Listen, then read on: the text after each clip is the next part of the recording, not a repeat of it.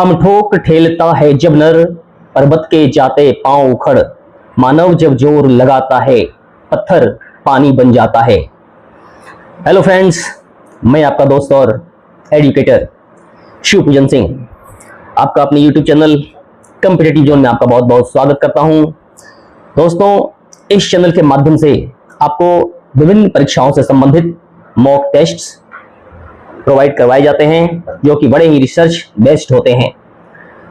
Okay, आप जब भी किसी भी एग्जामिनेशंस में अपीयर होने वाले स्टूडेंट क्यों न हो, आप इस चैनल के माध्यम से प्रोवाइड करवाई जाने वाली जो मॉक टेस्ट होती है जीके जीएस और इंग्लिश की, जो स्टाफ सिलेक्शन कमीशन के लिए होती है आप और रेलवेज के लिए, उन्हें परीक्षाओं से पहले जरूर देखें। ऐसा करेंगे तो आप अपने आप को इनर्जाइज और बूस्ट कर पाएंगे। एग्जामिनेशन पॉइंट्स और ऑफ व्यू से ये चैनल आपके लिए बहुत ही महत्वपूर्ण है। इससे पहले कि इस सेशन की हम शुरुआत करें, आप स्टूडेंट्स से मेरा ये कहना है कि अगर अभी तक आपने इस चैनल को सब्सक्राइब नहीं किया है तो आप इसे सब्सक्राइब जरूर कर ले। ओके, ताकि यहाँ से कमेंट्स होने वाली जो क्लासेस हैं इनके नोटिफिकेशंस आप तक आसानी से पहुंचते रहें।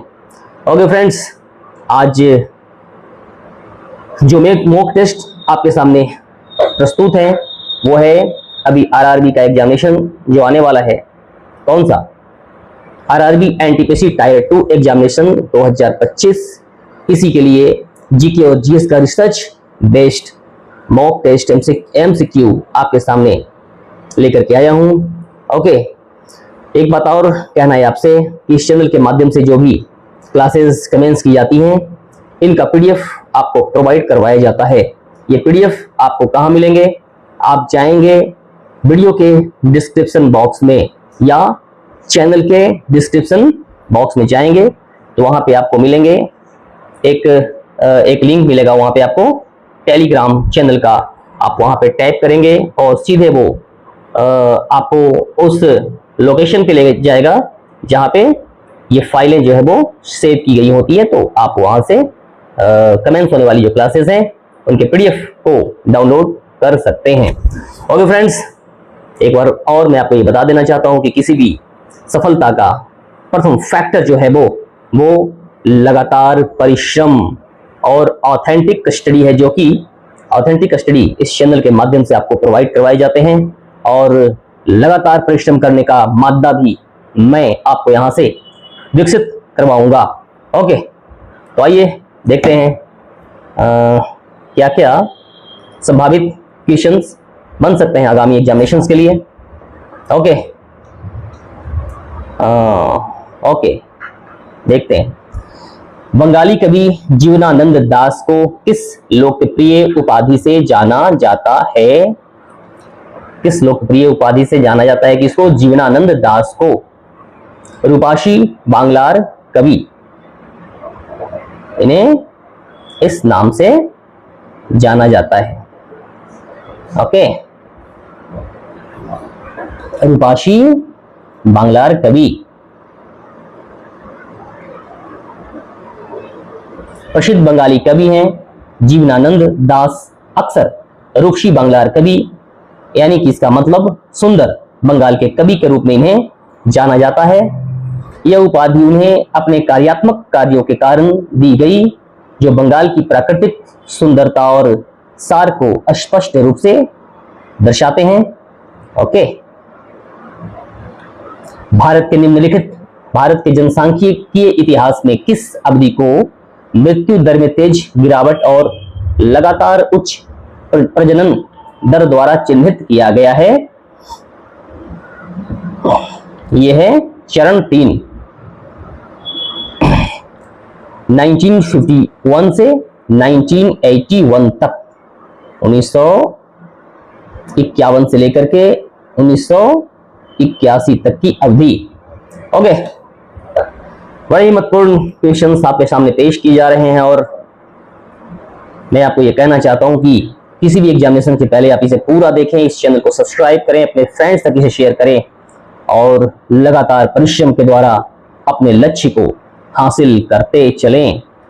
और फ्रेंड्स, 5वीं अनुसूची के अंतर्गत अनुसूचित क्षेत्र में राज्यपाल के नियम निम्नलिखित में से किस पर प्रतिबंध या रोक लगा सकते हैं?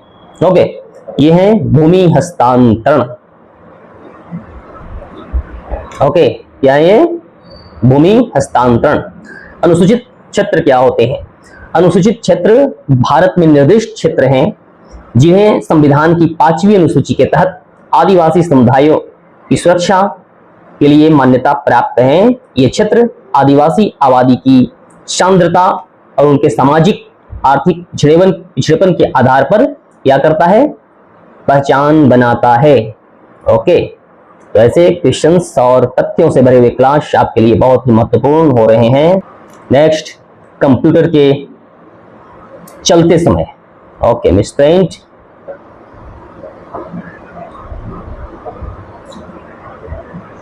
कंप्यूटर के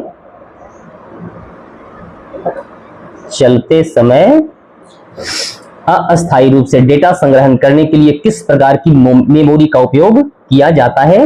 ये मेमोरी है RAM, random access memory. Okay,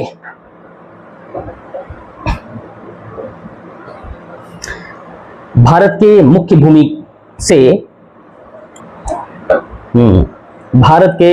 भूमि से किस राज्य की तट रेखा सबसे लंबी है? ओके, भारत के मुख्य भूमि से किस राज्य की तट रेखा सबसे लंबी है? यह है तमिलनाडु की। ओके, भारत के मुख्य भूमि राज्यों में गुजरात की तट रेखा सबसे लंबी, जिसकी लंबाई लगभग 1600 किलोमीटर है। कितनी? 1600 किलोमीटर। गुजरात की तट रेखा रणनीतिक रूप से ही बहुत महत्वपूर्ण, क्योंकि यह कांडला, मुंद्रा और पीपा पाव जैसे महत्वपूर्ण बंदरगाह जो है वो यहाँ पर स्थापित हैं। ओके, और समुद्री गतिविधियां यहाँ पर होती रहती हैं। 10 केजी द्रव्यमान का एक पिंड 5 मीटर प्रति सेकेंड के एक समान वेग से गतिमान है। इस पर कार्य करने वाला कुल बल क्या है? ओके, 10 केजी द्रव्यमान का एक पिंड 5 मीटर प्रति सेकेंड के एक समान वेग से गतिमान है। इस पर कार्य करने वाला कुल बल क्या है? तो कुल बल जो है वो यहाँ पर 0 न्यूटन होगा।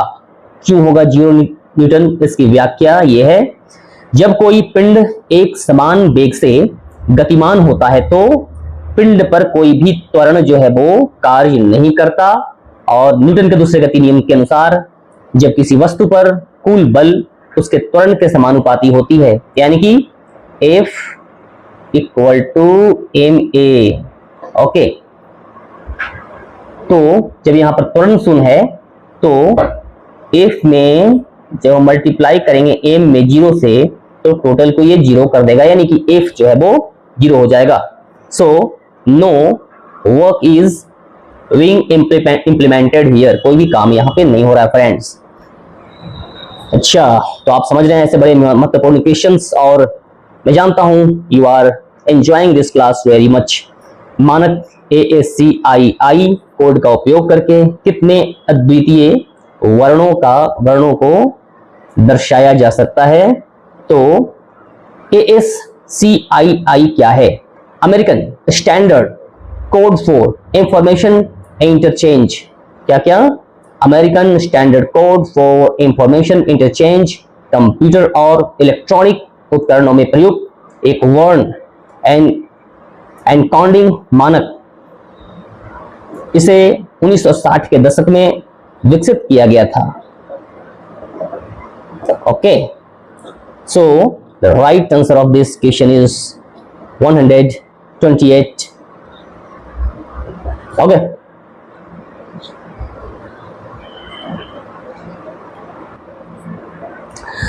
पिछले परीक्षाओं में देखा गया आरआरबी एनटीपीसी का जो एग्जामिनेशन था पीटी, इसमें बड़े ही डीप क्वेश्चंस कंप्यूटर से राइज किए जा रहे थे। तो यहाँ पर हमारी कोशिश होगी कि ऐसे ही क्वेश्चंस आपके सामने पेश करूं। एक कंप्यूटर सिस्टम के कोल्ड बूट और वार्म बूट में मूलभूत अंतर क्या है? कोल्ड बूट और warm boot. Cold boot operating system को पावर ऑफ स्थिति में पुनः आरंभ करता है, जबकि वार्म बूट से चल रही स्थिति को पुनः आरंभ करता है। ओके, तो B is the right answer. और बहुत ही बड़े क्वेश्चंस पूछे जा रहे हैं, तो हम इस पर ध्यान देंगे। मराठी भाषा में लिखे गए पहले दलित आत्मकथात्मक कृति बालूटा के लेखक कौन है? कौन है बालूटा के लेखक? ओके फ्रेंड्स, दया पवार हैं बालूटा के लेखक। ओके, गुप्त साम्राज्य के शासक चंद्रगुप्त प्रथम के बाद कौन जो है वो उत्तराधिकारी बना? कौन चंद्रगुप्त प्रथम के बाद जो है वो उत्तराधिकारी बने हैं? वो हैं समुद्रगुप्त। बड़े ही महत्वपूर्ण शासक गुप्त साम्राज्य के गुप्त साम्राज्य के शासक चंद्रगुप्त प्रथम के बाद उत्तराधिकारी बने, जिससे गुप्त शासन के स्वर्ण युग की शुरुआत जो है वो होती है। और इन्हें भारत का नेपोलियन भी कहा जाता है, परंतु भारत के कुछ विद्वान और इतिहासकार इस बात से इत्तेफाक नहीं रखते हैं, क्योंकि समुद्रगुप्त की तुलना नेपोलियन से नहीं की जानी चाहिए, क्योंकि समुद्रगुप्त जो थे वो नेपोलियन से बहुत ज्यादा ताकतवर और महान राजा थे। इन्होंने अपने जीवन काल में एक भी युद्ध नहीं हारा, जबकि वाटरलू की लड़ाई में किसकी हार हुई थी?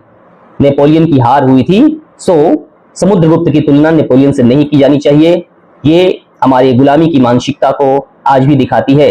हमारे सम्राट तो बड़े ही अजेय योद्धा थे समुद्रगुप्त, तो इनकी तुलना वाटरलू की लड़ाई में हारने वाले नेपोलियन से नहीं की जानी चाहिए। ओके फ्रेंड्स, ये इतिहास से कुछ तथ्य जो है वो विदेशी इतिहासकारों के द्वारा हमें दिए गए और हम आज भी इन्हें मान लेते हैं। ऐसी चीजों का बहिष्कार और री राइटिंग होनी चाहिए इतिहास की। इतिहास से कुछ पन्ने फिर से खंगाले जाने चाहिए। संसदीय प्रणाली के शक्तियों के पृथक्करण के सिद्धांत से विचलन पर कौन सी आलोचना प्रकाश डालती है? अच्छा, तो बी यहां पर राइट आंसर हो जाएगा।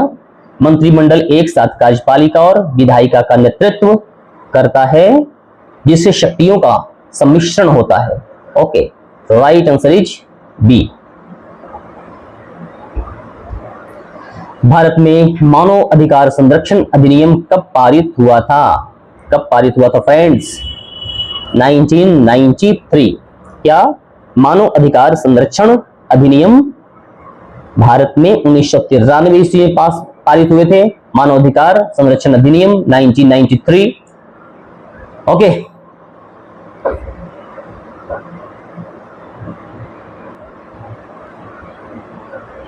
आप क्या देख रहे हैं यहाँ पे? भारत में 1000 हेक्टेयर से अधिक कृषि योग्य कमांड क्षेत्र सीसीए वाली सिंचाई परियोजनाओं को किस रूप से वर्गीकृत किया जाता है? ये है प्रमुख परियोजनाएं। तो फ्रेंड्स, आप यहाँ पर देख रहे हैं कि किस तरह से क्वेश्चंस बड़े डीप एराइज किए जा रहे हैं और इनकी पुनः रिपीटेशन की संभावना भी है। और कहीं ना कहीं विगत परीक्षाओं से कुछ प्रश्न मैंने यहाँ पर लिए हैं जो आपके लिए बड़े ही महत्वपूर्ण हैं आगामी एग्जामिनेशंस में, तो आप इन्हें देखते रहें।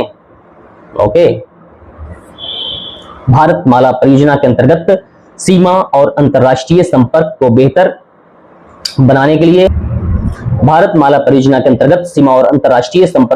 बनाने के लिए कितने किलोमीटर सड़कों के विकास की योजना बनाई गई है? ये है 2000 किलोमीटर टोटल इसकी लंबाई है। और ये क्या है? भारत माला परियोजना के तहत भारत सरकार का लक्ष्य है कि सीमा और अंतर्राष्ट्रीय संपर्क को बढ़ाने के लिए 2000 किलोमीटर सड़कों का निर्माण जो है वो विकास जो है वो किया जाना चाहिए।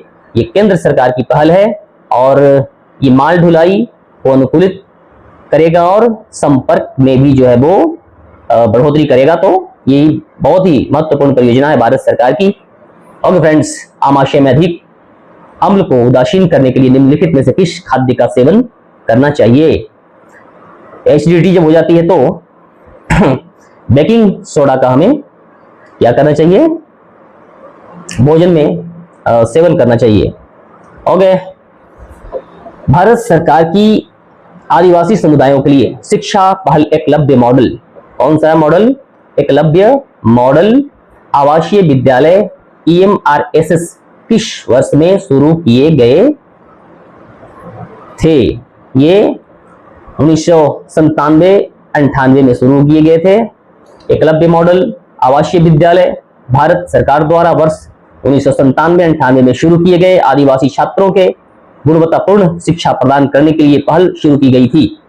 ये योजना जो है वो जनजातीय मामलों के मंत्रालय के तहत दूर दराज के क्षेत्रों में अनुसूचित जनजाति एसटीज के छात्रों के लिए शिक्षा तक सुगम पहुंच बनाने के लिए ये योजना लॉन्च की गई थी।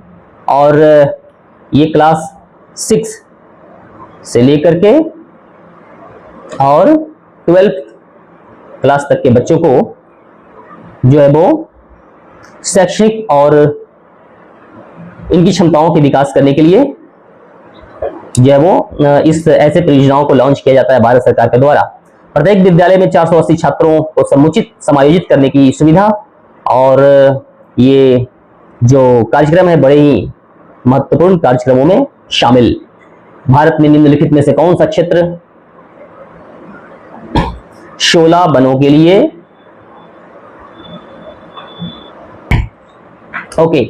भारत में निम्नलिखित में से कौन सा क्षेत्र शोला वनों के लिए जाना जाता है? तो ये है पश्चिमी घाट। फ्रेंड्स, शोला वन क्या होते हैं? शोला वन क्या है?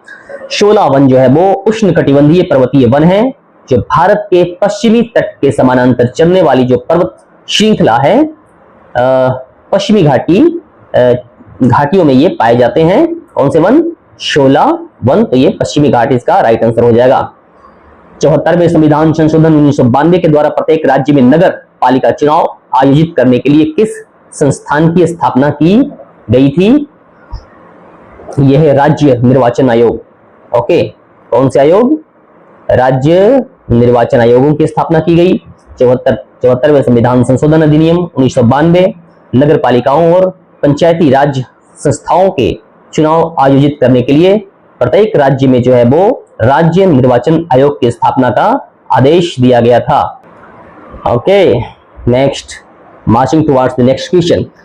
एक्सियोम मिशन 4 के हिस्से के रूप में अंतरराष्ट्रीय अंतरिक्ष स्टेशन ISS की यात्रा करने वाले पहले भारतीय अंतरिक्ष यात्री कौन होंगे? ये अंतरिक्ष यात्री हैं आपके शुभांशु शुक्ला। ये हो चुके हैं, मतलब इनकी यात्रा हुई शुभांशु शुक्ला की ISS में। ये इंपॉर्टेंट क्वेश्चन आगामी परीक्षाओं में पूछे जा सकते हैं। भारतीय संविधान का कौन सा अनुच्छेद मौलिक अधिकारों का उल्लंघन करने वाले कानूनों को स्पष्ट रूप से अमान्य घोषित करता है? यह है आर्टिकल 13। और भारतीय संविधान का आर्टिकल 13 स्पष्ट रूप से घोषित करता है कि मौलिक अधिकारों के साथ असंगत या उनका उल्लंघन करने वाला कोई भी कानून जो है वो शून्य होगा।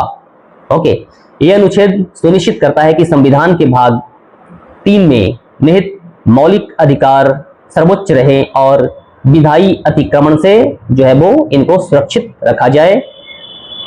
ओके, ऐसे तथ्य भी है, ज्यादा व्याख्या मैं यहाँ पर नहीं दूंगा क्योंकि अभी आपको सिर्फ एग्जामिनेशन पॉइंट ऑफ व्यू से मैं ये क्वेश्चंस को लाया हूं।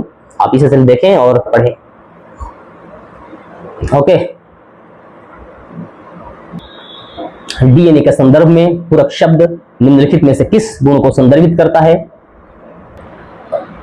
डीएनए के संदर्भ में पूरक शब्द निम्नलिखित में से किस गुण को संदर्भित करता है? तो आधार विशिष्टता के आधार पर हाइड्रोजन बंधन जो है वो इसका राइट आंसर हो जाएगा। ओके, साइंस से क्वेश्चंस पूछे जा रहे हैं और इसलिए ऐसे क्वेश्चंस को शामिल करने की कोशिश की गई है। प्रधानमंत्री आवास योजना शहरी के अंतर्गत 2023-24 तक जो है वो बनने वाले घरों का जो है वो लक्ष्य, घरों की संख्या जो है वो कितनी है? 1.89 करोड़। ओके,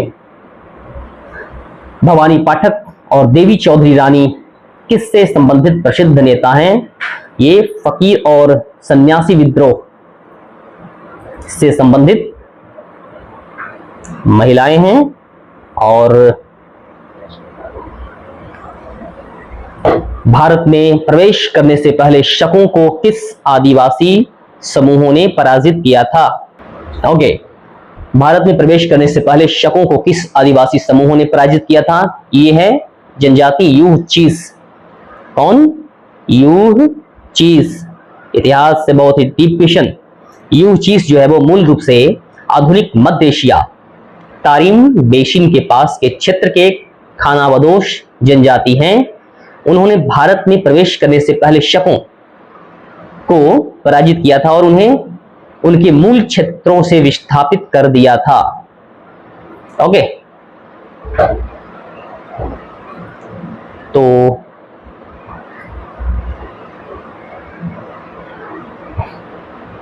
जब आप विंडोज ऑपरेटिंग सिस्टम में फाइल एक्सप्लोर में, फ्रेंड्स अब क्या है आगे देखें, जब आप विंडोज में ऑपरेटिंग सिस्टम में फाइल एक्सप्लोर में किसी फाइल को चुनने के बाद डिलीट को दबाते हैं, जब डिलीट करते हैं फाइल को, तो ये फाइल कहां चली जाती है? तो क्या होता है, फाइल जो है वो रिसाइकल बिन में चली जाती है। So the right answer is B. Okay friends, ये थे कुछ चुनिंदा क्वेश्चंस के सीरीज जो मैंने आपके लिए लाया। Okay, I hope these all questions will be very much more beneficial for all of your students who are preparing for your next level examination। जो भी बच्चों का पीटी में रिजल्ट हुआ है और मेन एग्जामिनेशन की तैयारी कर रहे हैं, आरआरबी ग्रेजुएट लेवल एग्जामिनेशंस के, उनके लिए ये क्वेश्चंस बड़े ही महत्वपूर्ण साबित होने वाले। इसमें मैंने जनरल अवेयरनेस यानी करंट अफेयर्स को शामिल नहीं किया है और जो ट्रेडिशनल क्वेश्चंस बन रहे हैं भी उन्हें शामिल किया। तो I hope all of you are enjoying this class very much और आने वाले एग्जामिनेशंस में आप बहुत अच्छा स्कोर कर पाएंगे। निश्चित रूप से पीटी आपने क्लियर किया है और मेंस के एग्जामिनेशंस के पहले मैं आपको इतने सारे मॉक टेस्ट दिलवा दूंगा, प्रैक्टिस करवा दूंगा कि आप एग्जामिनेशंस में बड़े ही कंफर्टेबल फील करेंगे और you will score very huge, बहुत अच्छा स्कोर कर पाएंगे वहां। तो अग्रिम शुभकामनाएं आपको इस चैनल के माध्यम से प्रोवाइड करवाई जाती हैं। वंस अगेन मैं आपको ये बता देना चाहता हूं कि अगर अभी तक आपने इस चैनल को सब्सक्राइब नहीं किया है, आप इसे सब्सक्राइब जरूर करें। ओके, तो फ्रेंड्स मिलते हैं अपनी अगली क्लास में, तब तक के लिए आप अपना ख्याल रखिए। जय हिंद, जय भारत।